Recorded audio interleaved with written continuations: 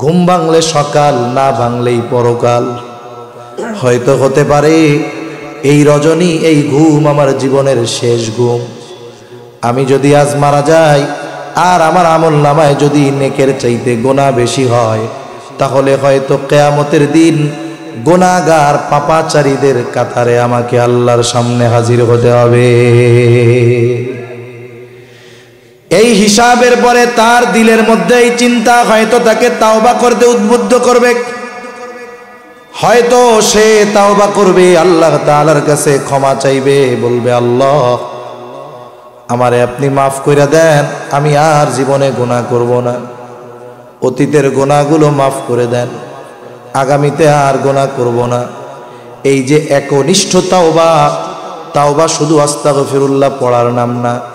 মুখ দিয়ে আস্তাগফিরুল্লাহ পড়লো, কিন্তু আন্তরিকভাবে ওই পাপের জন্য সে অনুতপ্ত হইল না, পাপটা ছাড়লো না, আবার পাপ না করার ব্যাপারে দৃঢ় প্রতিজ্ঞাবদ্ধ হইল না। শুধু মুখ দিয়ে আস্তাগফিরুল্লাহ পড়লে ওই ধরনের মানুষের তাওবা আল্লাহর কাছে কবুল হবে না। ইয়া আইয়ুহান নাসুত্তাকু রাব্বাকুমুল্লাযী খালাকাকুম মিন নাফসিন ওয়াহিদাহ। আল্লাহ রাব্বুল আলামিন মানব সম্প্রদায়কে উদ্দেশ্য করে বলেন, হে মানব সকল, তোমরা তোমাদের রবকে ভয় করো। আল্লাহ তাআলা এইখানে সমস্ত মানব জাতিকে উদ্দেশ্য করে মুত্তাকি হতে বলেছেন।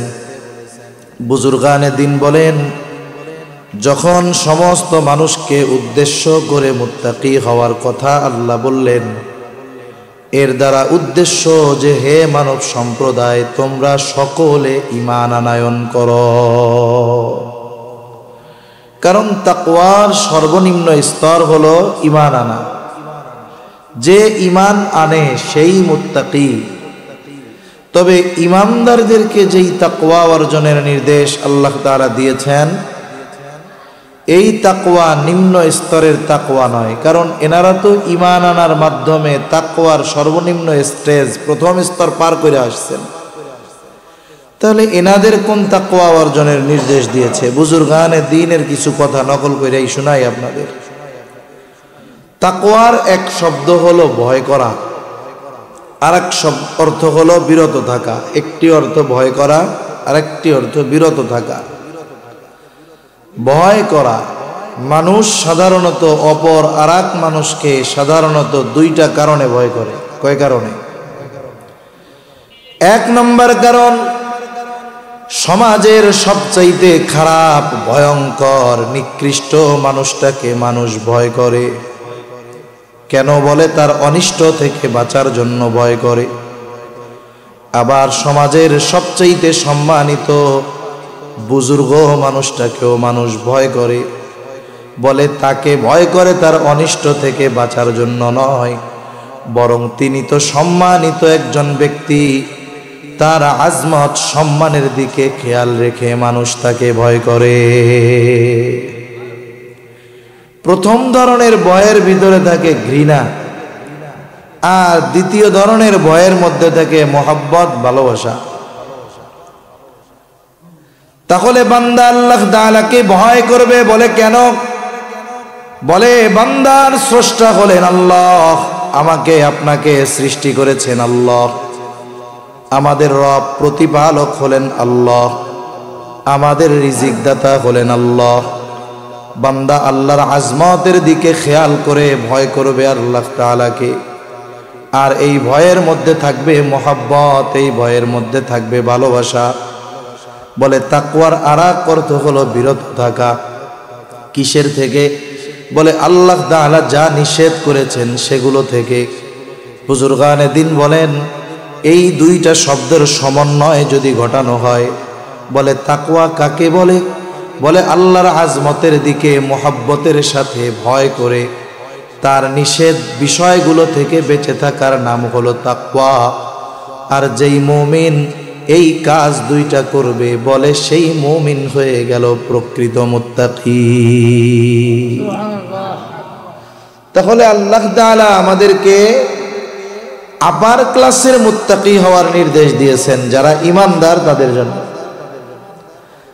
কোরআনুল কারীমের অন্যতম একটা বৈশিষ্ট্য হলো কোরআনে আল্লাহ তাআলার যত নির্দেশ আছে আল্লাহ তাআলা শুধু নির্দেশ করেন তা না, ওই নির্দেশ বাস্তবায়নের পদ্ধতিও আল্লাহ তাআলা বলে দেয়। সুবহানাল্লাহ। একটা হলো শুধু আদেশ দিছে, আল্লাহ তাআলা শুধু আদেশ দেন না, আদেশ দেওয়ার সাথে সাথে তিনি এটাও জানায় দেন কেমনে এই আদেশ বাস্তবায়ন করবা। এটা সাধারণত দুইটা পদ্ধতিতে হয়। একটা হলো আদেশ করার সাথে সাথে ওই আদেশ বাস্তবায়নের পদ্ধতি আল্লাহ সুস্পষ্টভাবে বলে দেন। আরেকটা হলো সুস্পষ্টভাবে বলেন না, তবে তিনি মোটামুটি ইঙ্গিত দিয়ে দেন, সূত্র দিয়ে দেন যে তুমি যদি এই জায়গায় যাও, এই কাজ করো, তাহলে আমার এই আদেশ বাস্তবায়নের পদ্ধতি জানতে পারবা। যেমন একটা উদাহরণ দেই, ঈমানের পরে সবচেয়ে গুরুত্বপূর্ণ ইবাদত হলো নামাজ। ঈমানের পরে সবচেয়ে গুরুত্বপূর্ণ ইবাদত কি? জোরে বলেন। নামাজের আদেশ আল্লাহ তাআলা দিয়েছেন কোরআনে, কিন্তু কেউ যদি এই চিন্তা করে যেই আদেশ কোরআনে আছে ওই আদেশ কেমনে বাস্তবায়ন করব, এটাও স্পষ্টভাবে কোরআন থেকে শিখব, কিন্তু বাস্তবতা ভিন্ন। যদিও আল্লাহ তাআলা কোরআনুল কারীমের মধ্যে নামাজের আদেশ দিয়েছেন, এই চিন্তা করে এই কোরআন যদি এই পৃথিবীর শ্রেষ্ঠ আলেমদেরকে ধরিয়ে দেওয়া বলা হয় যে আমরা ফজরের 2 রাকাত নামাজ যেই পদ্ধতিতে পড়ি, যা যা পড়ি, যা যা করি, একেবারে সব কিছু শুধু কোরআন থেকে বের করে দিবেন, হাদিসের কাছে যাইতে পারবেন না, নবীর সুন্নাহ ধরতে পারবেন না।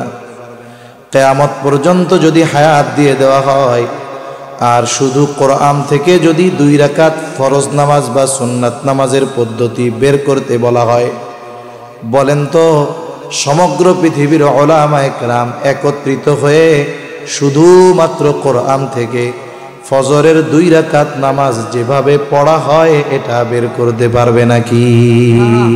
সম্ভব না। কেন সম্ভব না? বরং কারণ নবীজি জানায় দিয়েছেন নামাজের আদেশ আল্লাহ তাআলা কোরআনুল কারীমের মধ্যে করেছেন ঠিক, কিন্তু নামাজ পড়ার পদ্ধতি সুস্পষ্টভাবে আল্লাহ বলে দেন নাই। সেই জন্য নবীজি বলেন সল্লু কামা রাআইতুমুনি উসাল্লি। নামাজের আদেশ তো আল্লাহ তাআলা করেছে, কেমনে নামাজ পড়বা? নবীজি বলেন আমাকে যেভাবে নামাজ পড়তে দেখো সেইভাবে তোমরা নামাজ পড়ো। তাহলে নামাজের আদেশ করেছেন আল্লাহ, আর এই পদ্ধতি শেখার ব্যবস্থা আল্লাহ তাআলা আমার আপনার নবীর মাধ্যমে আমাদের কাছে দিয়েছেন। একটা উদাহরণ দিতে গেলে লম্বা সময় চলে যাবে। মূল কথা হলো আল্লাহ তাআলা কোরআনুল কারীমের মধ্যে যখন কোনো আদেশ দেন, হয়তো ওই আদেশ বাস্তবায়নের সুস্পষ্ট নীতিমালা পদ্ধতিও বইলা দেন। যদি সুস্পষ্টভাবে না বলেন, কমপক্ষে ইশারা ইঙ্গিত দিয়া বুঝায় দেন, জানায় দেন যে এই জায়গায় যাও, তাহলে আমার আদেশের বাস্তবায়ন কিভাবে করতে হবে পাবা। আর তাকওয়ার ব্যাপারে আল্লাহ তাআলা নির্দেশ দেওয়ার পর আল্লাহ তাআলা কোনো ইঙ্গিত দেন নাই, বরং কোরআনুল কারীমের বিভিন্ন জায়গায় সুস্পষ্টভাবে মুত্তাকি হওয়ার পদ্ধতিগুলোও আল্লাহ তাআলা জানিয়ে দিয়েছে। এজন্য মনে রাখতে হবে যে কোরআনে যখন শরীয়তে ইসলামে অনেক কিছু আছে হারাম, যেটা আপনি কোরআনে পাবেন না। এই হারাম করছে কে? বলে মুহাম্মাদুর রাসূলুল্লাহ সাল্লাল্লাহু আলাইহি ওয়াসাল্লাম। আমার আপনার নবী হলেন শরীয়ত প্রণেতা। যেমন আদালতে আছে না আইনজীবী, আইনজীবী কারা?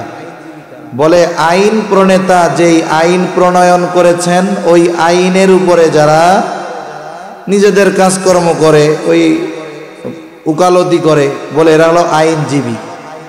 আইনজীবী আর আইন প্রণেতার মধ্যে তফাৎ আছে। আইন প্রণেতা হলো আইন লেখে যে এটা করলে এটা হবে, এটা করলে এটা হবে। এইটার আলোকে আইনজীবীরা কোর্টের মধ্যে মামলা লড়ে। নবীজি সাল্লাল্লাহু আলাইহি ওয়াসাল্লাম শরীয়ত প্রণেতা, এজন্য নবীজির কথার মাধ্যমে অনেক কিছু হালাল আছে, অনেক কিছু হারাম নবীজির কথার মাধ্যমে হয়েছে। তাহলে আল্লাহ তাআলা মুত্তাকি হওয়ার নির্দেশ দিয়েছেন। যেমন এক জায়গায় আল্লাহ তাআলা বলেন, ইয়া আইয়ুহাল্লাযীনা আমানুত্তাকুল্লাহ, হে ঈমানদারেরা তোমরা মুত্তাকি হও। আমরা যদি জিজ্ঞাসা করি আল্লাহ কেমন করে মুত্তাকি হব, আল্লাহ তাআলা কেমন যেন জবাব দিয়ে বলেন, ওয়াকুনু মা'আস সাদিকিন। আল্লাহ রাব্বুল আলামিন বলেন, ও বান্দারা মুত্তাকি হও। কিভাবে হব? আল্লাহ তাআলা বলেন, সত্যবাদীদের সঙ্গী হয়ে যাও, সত্যবাদীদের সঙ্গী হয়ে যাও। সত্যবাদিতা এমন একটা গুণ, বুজুর্গানে দিন বলেন, যেই ব্যক্তি আসলেও সত্যবাদিতার গুণে গুণান্বিত হতে পারে, বাকি সমস্ত ভালো গুণ তার মধ্যে পাওয়া যায়। আল্লাহ তাআলা তো আবেদিন বলেন নাই, যাকিরিন বলেন নাই যে ইবাদত করনে ওয়ালাদের সঙ্গী হয়ে যাও, জিকির করনে ওয়ালাদের সঙ্গী হয়ে যাও। আল্লাহ তাআলা বলেছেন সাদিকিনদের সঙ্গী হয়ে যাও। তার মানে কি? তার মানে বুজুর্গানে দিন বলেন যে এই গুণটা হলো এমন এক গুণ, এই গুণ যে পরিপূর্ণ অর্জন করে তার মধ্যে বাকি সমস্ত গুণ এমনিতেই উপস্থিত থাকে।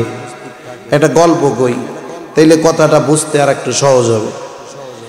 আগের আমলে মানুষজন কোনো মতে ম্যাট্রিক আইয়া পাশ করলে মনে করত এই ব্যক্তি অনেক শিক্ষিত। ম্যাট্রিক আইয়া পাশকে অনেক উচ্চ শিক্ষা সাধারণত গ্রামের মানুষ আগে মনে করত। 2-4 গ্রাম ঘুইরা অনেক সময় একটা দুইটা ম্যাট্রিক আইয়া পাশ পাওয়া যেত না। যদি কোনো গ্রামে এমন হইতো 3টা লেটার নিয়ে ম্যাট্রিক পাশ করছে, 5 গ্রাম দূর থেকে ওরে দেখতে যাইত যে কে রে 3টা লেটার পাইয়া ম্যাট্রিক পাশ করছে।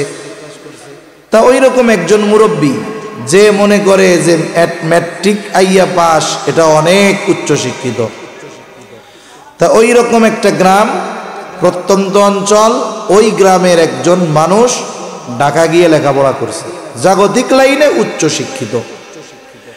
এখন সে মোটামুটি অনার্স মাস্টার্স কমপ্লিট করছে, পিএইচডি করতেছে, সাথে সাথে মনে করেন আবার বিসিএস পরীক্ষা দিয়ে উত্তীর্ণ হয়ে বড় সরকারি চাকরি করতেছে। তার মানে মোটামুটি বাংলাদেশের জাগতিক লাইনের সর্বোচ্চ শিক্ষিতদের একজন, ডক্টরেট করে ফেলছে। ওই লোকটা গ্রামে আসছে, আশেপাশের 2-4 গ্রামের লোকজন দেখতে আসছে যে এইরকম এলাকায় অনেক বড় উচ্চ শিক্ষিত মানুষ, তারে না দেখতে গেলে হয়।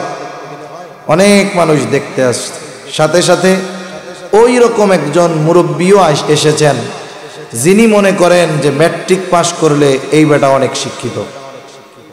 সবাই দেখতে আসছে, দেখে কথা বলে সবাই চলে গেছে। এখন ওই মুরব্বী দাঁড়িয়ে আছে। তা মুরব্বী এইবার লোকটাকে জিজ্ঞাসা করতেছে, বাবা সকলের কাছে শুনলাম তুমি অনেক বড় শিক্ষিত মানুষ, অনেক লেখাপড়া করছো, তা তুমি কি কি লেখাপড়া করছো বাজার? তা উনি বলতেছে যে আমি ঢাকা ইউনিভার্সিটি থেকে অনার্স করছি, মাস্টার্স করছি, বিসিএস দিয়েছি, পিএইচডি করেছি অমুক বিষয়ের উপরে, এইগুলো সব শেষ করছি। তা মুরব্বী মানুষ কি বুঝে? ম্যাট্রিক পাস করলে বড় শিক্ষিত। এখন ম্যাট্রিক পাসের কথা তো আর কয় নাই। এখন মুরব্বী জিজ্ঞাসা করে, বুঝলাম এত লেখাপড়া করছো, তা বাজান তুমি কি আইএ পাস করছিলা বাজান? কথা বুঝেন নাই মনে হয়। এখন মুরব্বী মনে করছে কি আইয়া পাস অনেক পাস, এত কথা কইল, আইয়া পাসের কথা তো কইল না, কেমন বড় শিক্ষিত হইল? বলেন তো, যে অনার্স করতে চায় তাকে তো অবশ্যই আগে আইয়া পাস করতে হবে, এইচএসসি পাস করতে হবে। মনে করেন একজন জিজ্ঞাসা করছে এক আলেমকে, আপনার নাম কি? বলতেছে আমার নাম মুফতি আব্দুল্লাহ, কথার কথা। এখন সে জিজ্ঞেস করে, আপনি মুফতি বুঝলাম ভাই, আপনি কি মৌলানা হয়েছিলেন নাকি? এখন বলেন তো যেই লোক মাওলানা হয় নাই, দাওরা পাশ করে নাই, সে কি মুফতি হইতে পারবে? ইফতা পড়ার যোগ্যতাই তো তার হয় নাই। তার মানে দেখেন, কেউ যদি বলে আমি মাস্টার্স কমপ্লিট করছি, তাহলে সে অনার্স কমপ্লিট করা, সে এইচএসসি পাশ করা, সে এসএসসি পাশ করা, সে জেএসসি পাশ করা, সে পিএসসি পাশ করা। তার মানে বোঝা গেল কি, আগের সবগুলা তার মধ্যে আছে, এই জন্যই মাস্টার্স সে পাশ করতে পারছে। অনুরূপভাবে সাদিকিন, সত্যবাদীদের সঙ্গী হও। আরে সত্যবাদী তো সেই হতে পারে বলে বাকি ভালো গুণগুলো যার মধ্যে আছে। আল্লাহ রাব্বুল আলামিন এই জায়গায় সাদিকিনদের সঙ্গী হওয়ার কথা বললেন, সাথে সাথে আর একটা বিষয়ের দিকে খেয়াল রাখা, এটা হলো সোহবত, সঙ্গ, সংস্পর্শ, সাথে থাকা। এই যে ভালো মানুষের সাথে থাকার দ্বারা কি হয়, বলে ভালো গুণ তার মধ্যে আসে। আপনি আমি যদি আমাদের জ্ঞানকে, আমাদের চরিত্রকে উন্নত করতে চাই, বলে কি করতে হবে? আমার স্তর হলো এই জায়গায় ভালোর স্তর, আমাকে আমার চাইতে যে ভালো তার সঙ্গ যদি গ্রহণ করি, তাহলে আমার মধ্যে ভালো গুণ বাড়বে নাকি কমবে? আবার আমি ভালো এতটুক, কিন্তু আমার বন্ধু বান্ধবগুলো খারাপ, মানে নিচে। এখন আমি যত ভালো হই, খারাপগুলার সাথে যদি মিশি, বলেন তো আমি আগের চাইতে ভালো হব না খারাপ হব? তাহলে বোঝা গেল সঙ্গের একটা প্রভাব আছে, সোহবতের প্রভাব আছে। গ্রামের ভাষায় বলে সঙ্গ দোষে লোহাও ভাসে। আমি আপনি যদি এই সমস্ত ভালো মানুষগুলার সাথে সঙ্গী হই, সময় দেই, তাহলে তাদের মধ্য থেকে ভালো গুণগুলো আমার আপনার মধ্যে আসবে। মনে রাখতে হবে, চুম্বকের একটা আকর্ষণ শক্তি আছে, সে আর একটা লোহাকে আকর্ষণ করতে পারে। চুম্বকের চাইতে তুলনামূলকভাবে শক্ত হলো লোহা। লোহা যত শক্ত হোক না কেন, লোহার মধ্যে অন্য আর একটা লোহাকে আকর্ষণ করার ক্ষমতা নাই। কিন্তু এই লোহা যদি নিজের শক্তির অহংকার না করে, তার চাইতে একটু দুর্বল কিন্তু আকর্ষণ করার শক্তি আছে, ওই চুম্বকের সাথে 10-15 দিন লাইগা থাকে। বাড়িতে গিয়া খেয়াল করবেন, অনেক ছোট ছোট চুম্বক ঘরে থাকে, ওর সাথে ছোট লোহার টুকরা 2-1টা লাগায় রাখবেন। 15-20 দিন পরে যখন ওটা টান দিয়ে খুলবেন, লোহা যখন আর একটা লোহার দিকে ধরা হবে, চুম্বকের সাথে থাকার কারণে ওই লোহার মধ্যেও আকর্ষণ করার কিছু যোগ্যতা চলে আসবে। এজন্য এই সোহবত, সংস্পর্শ, সঙ্গ, এটা জীবনে সব জায়গায় দরকার। যেমন দেখেন না, অনেকের ভালো সন্তান খারাপ মানুষের সাথে মেশার কারণে, বন্ধু খারাপ হওয়ার কারণে ছেলে খারাপ হয়ে যায়। এজন্য একেবারে জীবনের শুরু থেকে নিয়ে বাচ্চা কাচ্চা যখন 6-7 বছর বয়স হয়, আস্তে আস্তে মা বাবার থেকে দূরে সরা শুরু করে। এটা সৃষ্টিগতভাবে আল্লাহ রেখে দিয়েছেন। এ সরবেই, আপনার ভালো লাগলেও সরবে, না লাগলেও সরবে। কিন্তু তখন আমার আপনার দায়িত্ব কি? যে ছেলে তো এখন সঙ্গী নির্বাচন করবে খেলার জন্য, চলার জন্য। আপনার আমার দায়িত্ব কি? বলে ওর সঙ্গীটা ভালো কিনা এটা যাচাই বাছাই করা, ওকে একটা ভালো সঙ্গীর সাথে জুড়িয়ে দেওয়া, ওর চেয়ে যে ভালো তার সাথে বন্ধুত্ব করায় দেওয়া। তাহলে কি হবে? ছেলেটা আস্তে আস্তে ভালো সঙ্গীর কারণে ওর মধ্যে ভালো গুণ আসবে। আর যদি বন্ধু খারাপ হয়, মোবাইল দেখাওয়ালা হয়, টেলিভিশন দেখাওয়ালা হয়, আস্তে আস্তে সন্তানের মধ্যে ওর খারাপ গুণগুলো চলে আসতে থাকবে। জীবনের প্রত্যেক ক্ষেত্রে সঙ্গর দরকার। আর মুত্তাকি হওয়ার জন্য এই গুণে গুণান্বিত মানুষের সাথে থাকা দরকার, সঙ্গ দেওয়া দরকার। আমি আপনি আমার আপনার কর্মস্থলে ওই রকম বন্ধু নির্বাচন করার দরকার। প্রতিষ্ঠান লেখাপড়া করি, ভালো সঙ্গী নির্বাচন করা দরকার। সাথে সাথে একজন আহলুল্লাহ বুজুর্গের হাতে নিজেকে সুপার্দ করে দেওয়া দরকার, যেই মুত্তাকি বান্দা, যেই সাদেক বান্দা আমাকে আপনাকেও তার মতো করে গড়ে তোলার যোগ্যতা রাখে। এরকম মানুষের সাথে সংস্পর্শতা দরকার। যেমন আপনাদের এখানে আজকে যিনি আসবেন, আজকের প্রধান অতিথি পীরে কামেল হযরত মাওলানা ফজলে ইলাহি সাহেব, পীর সাহেব উজানি। এই ধরনের মানুষের সংস্পর্শতা আমাদের দরকার, সোহবত আমাদের দরকার, তাদের সাথে সম্পর্ক রাখা এটা জরুরি। তাহলে মুত্তাকি হওয়ার জন্য 1 নাম্বার পদ্ধতি আল্লাহ বলেন সত্যবাদীদের সঙ্গী হয়ে যাও। 2 নাম্বার পদ্ধতি আল্লাহ তাআলা কোরআনুল কারীমের মধ্যে বলেন ইয়া আইয়ুহাল্লাযীনা আমানুত্তাকুল্লাহ। আল্লাহ তাআলা বলেন হে ঈমানদারেরা তোমরা মুত্তাকি হও। আমরা যদি এখন প্রশ্ন করি আল্লাহ আমরা কেমন করে মুত্তাকি হব, আল্লাহ তাআলা বলেন ওয়াল তানজুর নাফসুম মা কদ্দামাত লিগাদ। তুমি নিজের দিকে নজর দাও, আগামীর জন্য তুমি কি প্রেরণ করেছ। আগামী হইল ভবিষ্যৎ, যেমন আগামী কাল এটা কি ভবিষ্যৎ। আগামী অথবা ভবিষ্যৎ এটা 2 ধরনের, একটা হলো অনিশ্চিত ভবিষ্যৎ আর একটা হলো সুনিশ্চিত ভবিষ্যৎ। বাস্তবতা হলো আমরা অনিশ্চিত ভবিষ্যৎ নিয়ে যতটা চিন্তিত, যতটা মেহনত করি, যতটা ফিকির করি, সুনিশ্চিত ভবিষ্যৎ নিয়ে তার কিছুই করি না।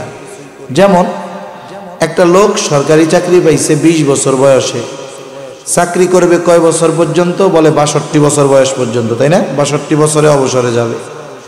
ওই লোকটা যখন চাকরিতে ঢুকলো, চাকরি যখন শুরু হইল, বেতন পাওয়া শুরু হইল, বলেন তো সরকার তাকে পরিপূর্ণ বেতন দিয়ে দেয় নাকি তার বেতন থেকে কিছু টাকা কাইটা রাখে? এই টাকা কাইটা রাখে দিবে কোন সময়? ওই 62 বছর বয়সে চাকরি ছাড়ার পরে। সরকার বেতনের উপরে একটা নির্ভর করে একটা পার্সেন্ট কাইটা রাখে, চাকরি শেষ হওয়ার পরে দ্বিগুণ দিয়া দিবে। কেন দিবে? বলে দেবে এই কারণে এই লোকটা 30 বছর 35 বছর 40 বছর চাকরি করবার পর বার্ধক্যকালে যখন বাড়িতে যাবে 62 বছর বয়স, আর কাজ করার মতো তার ইচ্ছা থাকবে না। এখন তো মাসে মাসে বেতন পায়, খরচ চলে, ওই সময় তো আর চাকরি থাকবে না।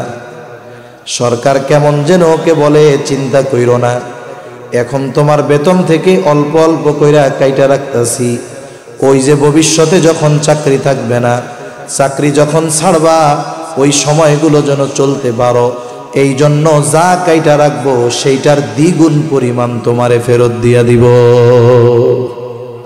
কাইটা কাইটা যা রাখবো ফেরত দিব কয় গুণ, ভবিষ্যতে জানি তোমার টেনশন না থাকে।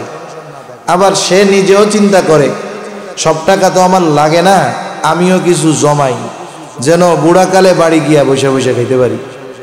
তাহলে এই লোকটা যে টাকা জমাচ্ছে ভবিষ্যতের জন্য, কিসের জন্য? এবার জোরে বলেন তো, এই ভবিষ্যৎটা সুনিশ্চিত না অনিশ্চিত? উনি যে 62 বছর পর্যন্ত বাঁচবে এর কোনো নিশ্চয়তা আছে? ওই টাকা উনি খাইতে পারবে এর কোনো নিশ্চয়তা নাই, অথচ কত গুরুত্ব সহকারে টাকাটা জমায়। আল্লাহ তাআলা মূলত আমাদের নজর দিতে বলেছেন সুনিশ্চিত ভবিষ্যতের দিকে। বলে সুনিশ্চিত ভবিষ্যৎ কোনটা? চোখ দুটো বন্ধ হলেই শুরু হবে সুনিশ্চিত ভবিষ্যৎ। সুনিশ্চিত ভবিষ্যৎ কবর, সুনিশ্চিত ভবিষ্যৎ আখিরাত, সুনিশ্চিত ভবিষ্যৎ জান্নাত অথবা জাহান্নাম। আল্লাহ তাআলা আমাকে আপনাকে মূলত ওই সুনিশ্চিত ভবিষ্যতের জন্য কি পাঠাইছি এটার দিকে নজর দিতে বলেছেন।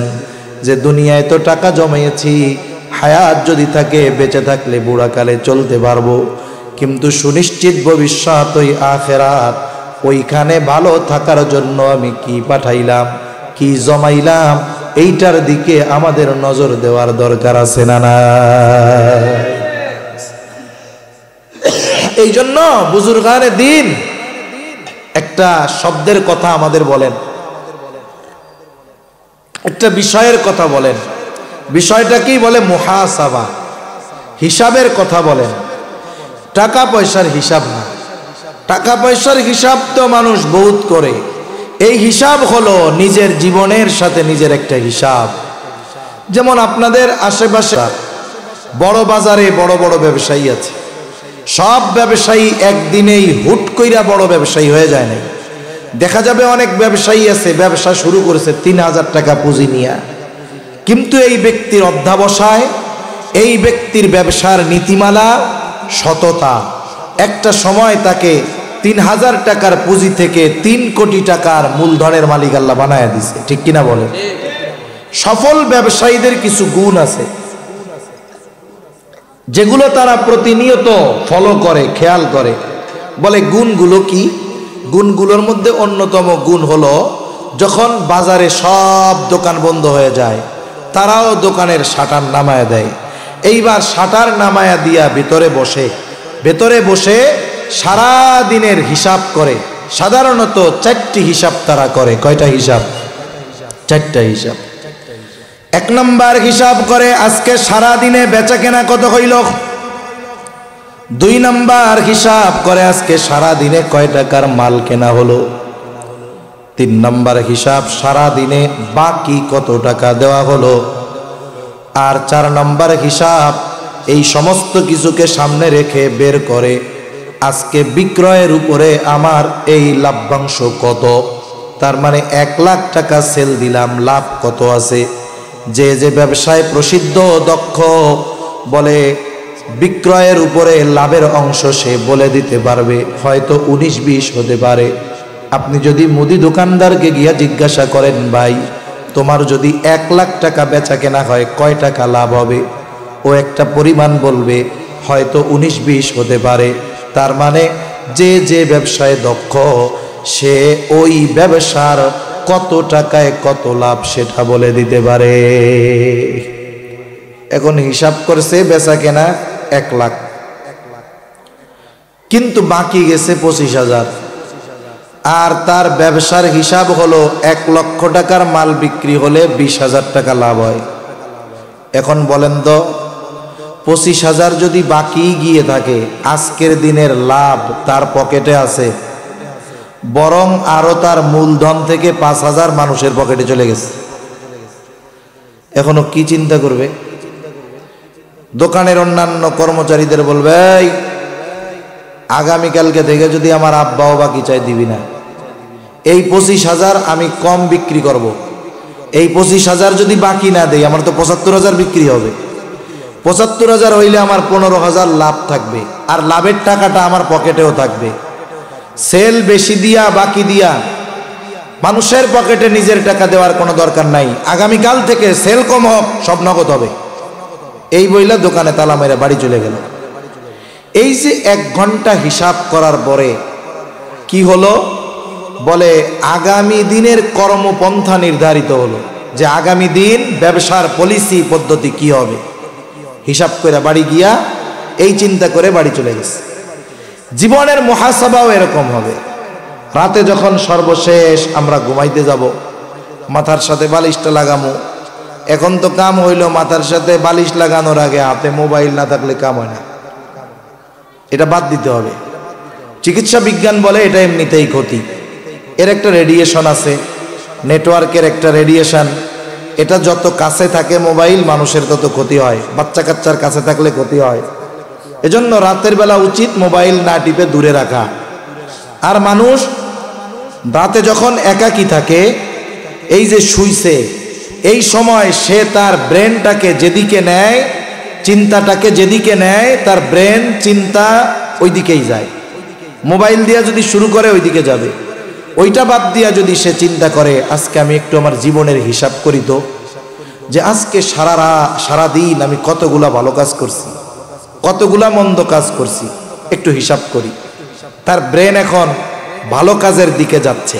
এখন সে হিসাব করে দেখা গেল সারাদিন তার যেই পরিমাণ ভালো কাজ তার চাইতে গুনার কাজগুলা বেশি, অথবা দেখলো যেই পরিমাণ মন্দ কাজ তার চাইতে ভালো কাজ বেশি, তাহলে তো ভালো।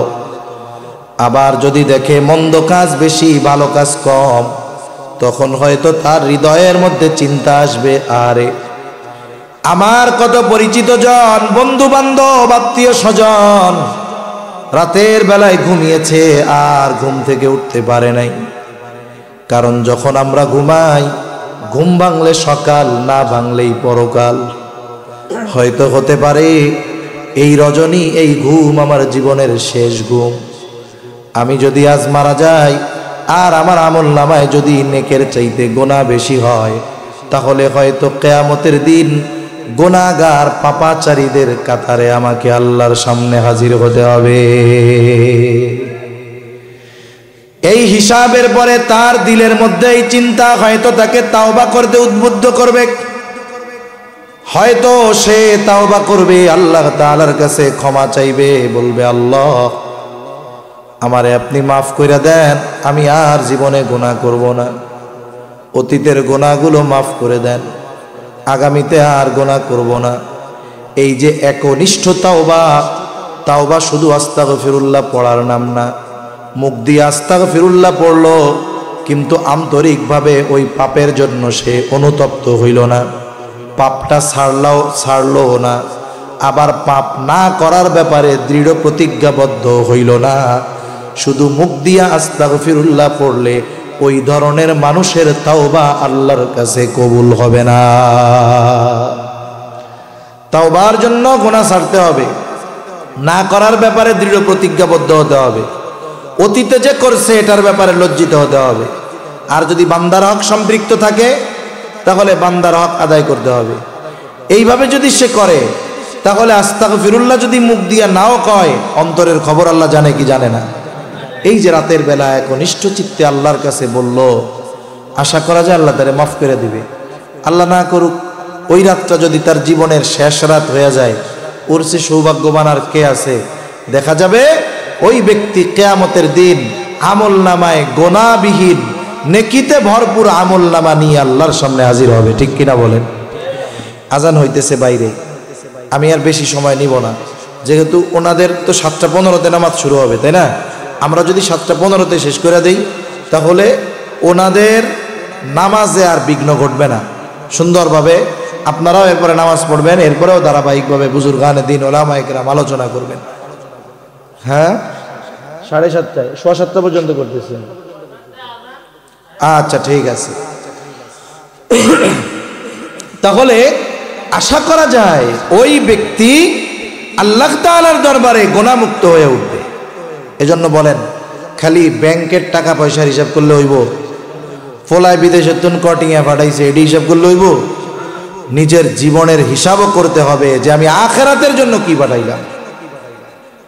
এই চিন্তা, এই ভয় যার মধ্যে থাকে, এই লোকগুলো পাপ করতে পারে না, এই লোকগুলো গুনাহ করতে পারে না। বলেন তো এই পৃথিবীর এমন কোন জায়গা আছে নাকি যেই জায়গায় গিয়ে আমি আপনি যদি কোনো গুনাহ করি আল্লাহ তাআলা দেখবে না? এমন কোন জায়গা আছে? আল্লাহ তাআলা বলেন, ওয়ালাকাদ খালাকনাল ইনসানা ওয়া না'লামু মা তুওয়াসওয়িসু বিহি নাফসুহু ওয়া নাহনু আকরাবু ইলাইহি মিন হাবলিল ওয়ারিদ।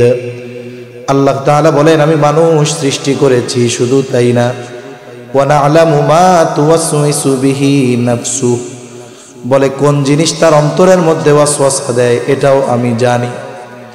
দুনিয়ায় এখন চিকিৎসা বিজ্ঞান অনেক উন্নত, আমি আপনি অসুস্থ হই নাই, তবে আমার কোনো অঙ্গ প্রত্যঙ্গ অচিরেই অসুস্থ হতে পারে কিনা এটা যদি জানতে চাই, আমাকে আপনাকে মেশিনের মধ্যে ভরে দেওয়া হবে, রিপোর্ট বের হবে যে আপনার কিডনি 75% ভালো আছে, হার্ট এত % ভালো আছে, ব্লক নাই, আপনার অন্যান্য অর্গান লিভার এতটুকু ভালো আছে, চর্বি জমতেছে এই পরিমাণ, ফ্যাট জমছে।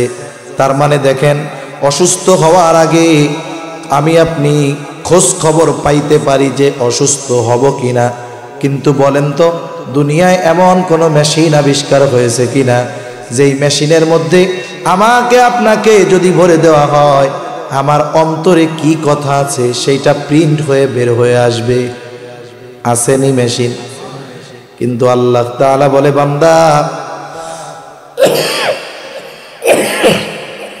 কোন জিনিস তোমার অন্তরের মধ্যে ওয়াসওয়াসা দেয় দুনিয়ার কেউ না জানলেও আমি আল্লাহ জানি। জিজ্ঞাসা যদি করি, আল্লাহ আপনি কেমনে জানেন?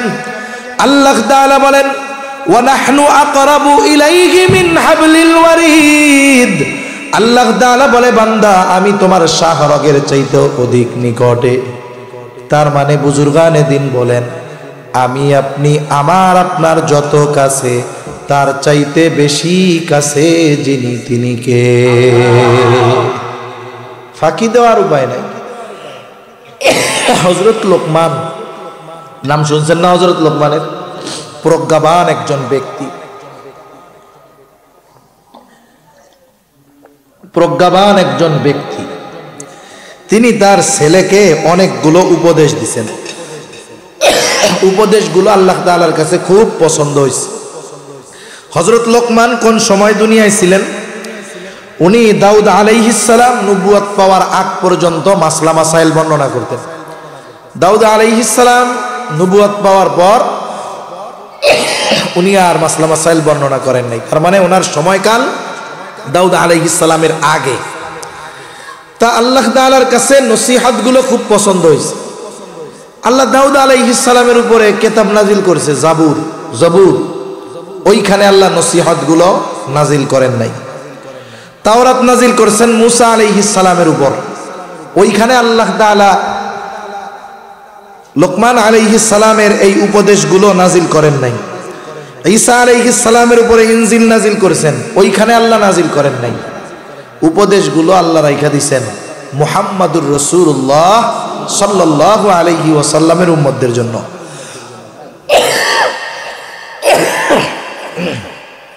আল্লাহ তাআলা লোকমান নামে একটা সূরাও নাজিল করছেন, আর ওই সূরার মধ্যে আল্লাহ তাআলা হযরত লোকমানের সন্তানকে করা নসিহতগুলো বর্ণনা করেছেন। নসিহতগুলোর মধ্যে একটা নসিহত, ইয়া বুনাইয়া ইন্নাহা ইন তাকু মিসকালা হাববাতিন মিন খারদালিন ফাতাকুন ফি সখরাতিন আও ফিস সামাওয়াতি আও ফিল আরদি ইয়াতি বিহাল্লাহ। হযরত লোকমান তার সন্তানকে বলে, ও আমার বৎস, তোমার ওই আমলটা, সেই আমল হোক ভালো হোক মন্দ, যেই আমলটা তুমি করেছো, ফাতাকুন ফি সখরা, ওই আমলটা যদি তুমি কোনো পাথরের মধ্যেও করো,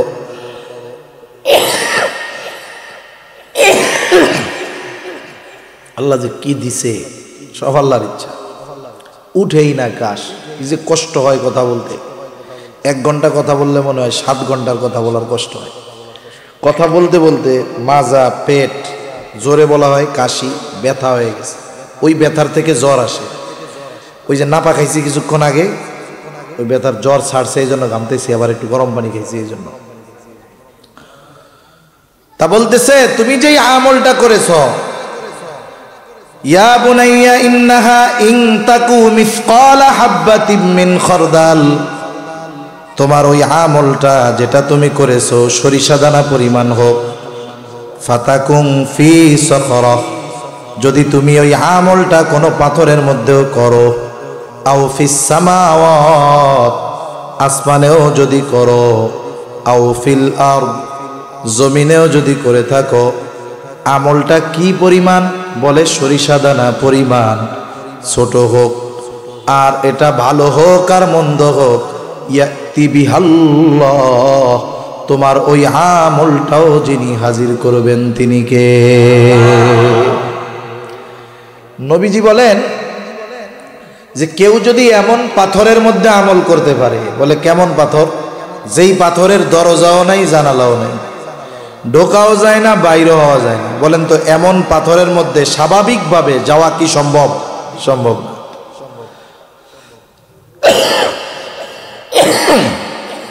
ওই অসম্ভব জায়গায় যদি কেউ যাইয়া কোনো আমল করে, ওই আমলটা যদি সরিষা দানা পরিমাণ হয়, ওই আমলটাও কিয়ামতের দিন হাজির করবেন কে? আল্লাহ। কোন তো এই বিশ্বাস যার মধ্যে থাকবে, ও কি এই চিন্তা করবে নাকি যে আমি দরজা আটকে কম্বলের তলে গোনা করলে মনে হয় আল্লাহ দেখবে না? যে ওই বিশ্বাস করে যে আমার সরিষা দানা পরিমাণ আমলটাও আল্লাহ দেখতেছেন, হাজির করবেন, আমল সহ আমল করনেওয়ালাকে হাজির করা হবে, এই বিশ্বাস যার মধ্যে পরিপূর্ণভাবে থাকবে, ওই লোকটা মানুষের সামনে হোক, অগোচরে হোক, দিনে হোক, রাতে হোক, ঘরে হোক, ওর চরিত্র সব জায়গায় সমান হয়ে যাবে। ঠিক কিনা বলে? কারণ সে মানুষের ভয় করবে না, চিন্তা করবে আমি পাপ করতেছি, দেখেন কে? আল্লাহ। এই চিন্তা, এই অনুভূতি আমাদেরকে তাকওয়া অর্জনে সহায়ক হবে, মুত্তাকি হওয়ার জন্য আমাদের জন্য সহজ হয়ে যাবে। এই জন্য দিলের মধ্যে এই কথাটাকে সব সময় স্মরণ রাখবো যে আমাকে কেউ না দেখলেও আল্লাহ তাআলা দেখে। এইভাবে যদি জীবন অতিবাহিত করতে পারি, আশা করা যায় তাকওয়া অর্জন করা আমাদের জন্য সহজ হয়ে যাবে। এখন আসেন, যদি মুত্তাকি হই লাভ কি? আল্লাহ তাআলার যত আদেশ নিষেধ আছে এগুলো মেনে চললে শুধু আখিরাতের লাভ না, দুনিয়ার লাভ আছে না নাই? দুনিয়ার লাভ কি? আল্লাহ তাআলা বলেন ওয়ামান ইয়াত্তাকিল্লাহা ইয়াজআল লাহু মাখরাজা ওয়া ইয়ারযুকুহু মিন হাইথু লা ইয়াহতাসিব। আল্লাহ তাআলা বলেন মান ইয়াত্তাকিল্লাহ, যে আল্লাহ তাআলাকে ভয় করে, তার মানে যে বেটা মুত্তাকি, বলে মুত্তাকিকে আল্লাহর আজমতের দিকে খেয়াল রাইখা মোহাব্বতের সাথে ভয় কইরা আল্লাহর নিষেধ বিষয়গুলো থেকে বেঁচে থাকে, বলে এই কামটা যেই লোকটা করে, ওই লোকটা যদি কখনো কোনো বিপদ আপদ মুসিবতে পইড়াই যায়, আল্লাহ তাআলা বলেন ইয়াজআল লাহু মাখরাজা, ওই ব্যক্তির বিপদ থেকে বের হওয়ার রাস্তার ব্যবস্থা যিনি কইরা দেন তিনি কে? বিপদ দুনিয়ায় আসতেই পারে, কিন্তু বিপদ থেকে বের হওয়ার রাস্তা পাওয়াটাই তো দুরস্কর। কিন্তু আল্লাহ বলেন মুত্তাকি হও, আমি বিপদে পড়লেও বিপদ থেকে বের হওয়ার রাস্তা আমি কইরা দিব। দুনিয়ায় মানুষ আর একটা জিনিস নিয়ে সবচেয়ে বেশি চিন্তিত থাকে, বলে রিজিক নিয়ে। রিজকুন এটা ব্যাপক অর্থবোধক শব্দ, বলে জীবন, উপকরণ, সম্মান, এটাও রিজিকের অন্তর্ভুক্ত।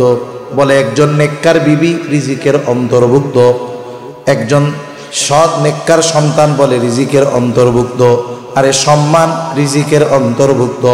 আল্লাহ তাআলা বলে বান্দা মুত্তাকি হয়ে যাও, শুধু বিপদ থেকে বের হওয়ার রাস্তা দিয়ে দিব এমনটা নয়। ওয়া ইয়ারযুকুহু মিন হাইথু লা ইয়াহতাসিব, আল্লাহ তাআলা বলেন মুত্তাকি বান্দাকে এমন জায়গা থেকে রিজিক দেওয়া হবে ওই ব্যক্তি কল্পনাও করতে পারবে না। আল্লাহ তাআলা মুত্তাকিকে কল্পনাতীত, ধারণাতীত জায়গা থেকে রিজিকের ব্যবস্থা করে দিবে। এজন্য মুত্তাকি হইলে আখিরাতের লাভ তো অনেক আছে। মুত্তাকি আল্লাহ তাআলার কাছে বসার জন্য সম্মানের চেয়ার পাবে, মুত্তাকি আল্লাহ তাআলার নিকটে বসার জন্য সম্মানের চেয়ার পাবে। আখিরাতে অফুরন্ত নেয়ামত তো আছে, দুনিয়ায় আরো নেয়ামত আছে, আরো ফজিলত আছে। লম্বা কথা বলার মতো সময় নাই, চিন্তা করছি হাদিসের 3টা গুণই আপনাদের সামনে বলবো এই জন্য। তাহলে মুত্তাকি হওয়ার নির্দেশ আল্লাহ তাআলা দিয়েছেন, সাথে সাথে নবীজিও বলেন ইত্তাকিল্লাহা হাইসুমা কুনতা, যেখানেই থাকো না কেন সর্ব অবস্থায় ভয় করবা কাকে? আল্লাহ তাআলাকে। 2 নম্বর নবীজি বলেন ওয়াতবি'is সাইয়্যাতাল হাসানাতা তামহুহা, তোমার দ্বারা যদি কখনো মন্দ কাজ হয়ে যায় ভালো কাজ করবা। কেন? বলে ভালো কাজ মন্দ কাজটাকে মিটায় দেয়। আল্লাহ তাআলাও বলেন ইন্নাল হাসানাতি ইউযহিবুনাস সাইয়্যাত, ভালো কাজ মন্দ কাজকে মিটায় দেয়। এই জন্য মন্দ কাজটা যতটুকু হবে ভালো কাজটা কমপক্ষে ততটুকু হইতে হবে। যেমন একজন কবিরা গুনাহ করছে, এটা মন্দ কাজ না? এখন কবিরা গুনাহ করলে তার ভালো কাজ কি? বলে তাওবা। ভালো কাজ কি? তাওবা। এখন একজন মানুষ মনে করেন সারা জীবন মানুষের হক মাইরা খাইছে, মানুষেরটা মাইরা খাইছে, এখন বুড়াকালে চিন্তা করে বাঁচবো আর কয়দিন, এক কাম করি হজ কইরা আসি। কারণ হজের ফজিলত হুজুররা বলছে যেই ব্যক্তি হজ করলো তার হজ যদি আল্লাহর কাছে কবুল হয়ে যায়, হজ্জে মাবরুর যদি নসিব হয়ে যায়, তাহলে তো তার অবস্থা কি? বলে রজাআ কায়াউমা ওয়ালাদাতুহু উম্মু, সে কেমন যেন সদ্য ভূমিষ্ঠ শিশুর ন্যায় নিষ্পাপ হয়ে যায়। তাহলে এক কাম করি, অতীতে তো পাপ কম হয় নাই, আমি যাই হজ করে আসি। এবার হজ করে আসছে, 3 মাস পর পর ওমরা করতে যায়, মক্কা শরীফের পাশে 1000 দানার তসবি কিনতে পাওয়া যায়। চিন্তা করছে এই তসবি কিনা নিয়ে যাই, মসজিদের মধ্যে ঢুকমো আর বাইরে হমো না, সারাদিন শুধু আল্লাহর কাছে মাপ চামো আর আস্তাগফিরুল্লাহ পড়মু। বলেন তো এই লোক যদি 1000 বছর হায়াত পায়, আস্তাগফিরুল্লাহ পইড়াই কাটায়, বান্দার হক আদায় করে নাই, ওর যে পাপের কাজ, ওর বিপরীতে যেই ভালো কাজ ছিল সেটা কি করা হবে? ওর পাপ কি মাপ হবে? সেজন্য বুঝতে হবে পাপটা যেমন ভালো কাজটা তেমন হইতে হবে। যদি ওরকম হয় তাহলে কি হবে? তামহুহা, ওই মন্দ কাজটা তাইলেই মিটবে, নাইলে কিন্তু মিটবে না। 3 নাম্বার নবীজি বলেন ওয়া খালিকিন নাসা বিখুলুকিন হাসানিন, মানুষের সাথে সদাচরণ করা। এটা ব্যাপক অর্থবোধক বিষয়। সদাচরণ দ্বারা কোন বুজুর্গ বলেন যেখানে মানুষের হক উদ্দেশ্য, সমস্ত মানুষের কি উদ্দেশ্য? হক উদ্দেশ্য। যে যেরকম হক আমার আপনার কাছে পাও না সেরকম হক প্রদান করা। আর মানুষের সাথে ভালো আচরণ, এটাও মানুষের হক। প্রতিবেশীর সাথে ভালো আচরণ, প্রতিবেশীর হক। বাবা মার সাথে ভালো আচরণ, বাবা মার হক। এজন্য যে যেই রকম আচরণ আমার আপনার কাছে প্রাপ্য, ওই রকম আচরণ যদি আমি তার সাথে না করি তাহলে হক নষ্ট হবে।